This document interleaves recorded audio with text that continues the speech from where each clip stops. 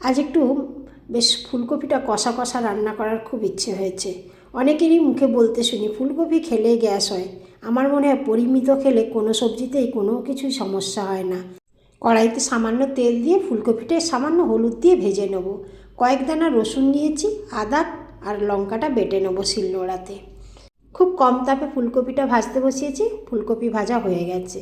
পেঁয়াজের সঙ্গে একটু লঙ্কাও বেটে নিয়েছি। এবার একটু সামান্য তেলে গোটা গরম মশলা, পেঁয়াজ, রসুন, আলু সব একসাথে দিয়ে পেঁয়াজের ঘ্রাণ আসতেই দিয়ে দিলাম বেটে রাখা মশলা, পরিমাণ মতো হলুদ।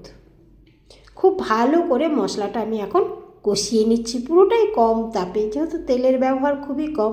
এখন দিয়ে দেবো বেটে রাখা আদা আর টমেটো। সামান্য একটু মশলা বাটা জল দিয়ে সুন্দর করে কষিয়ে নেব। অপেক্ষা করব টমেটো নরম হওয়া পর্যন্ত। টমেটো কিছুটা নরম হয়ে এসেছে, পরিমাণ মতো লবণ দিয়ে দিলাম।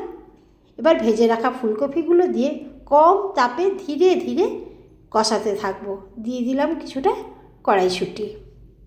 বেশ সুন্দর একটা ঘ্রাণ আসছে। আমার কিন্তু পুরোটাই কম তাপে রান্না হচ্ছে। দিয়ে দিলাম পরিমাণ মতো গরম জল। বেশ ঘন ঘন একটা গ্রেভি হবে, সেই মতোই অবস্থায় নামিয়ে নেব। এই ধরনের ফুলকপি রান্নাটা খেতে কিন্তু আমার খুবই ভালো লাগে, রুটি হোক পরোটা হোক সবেই।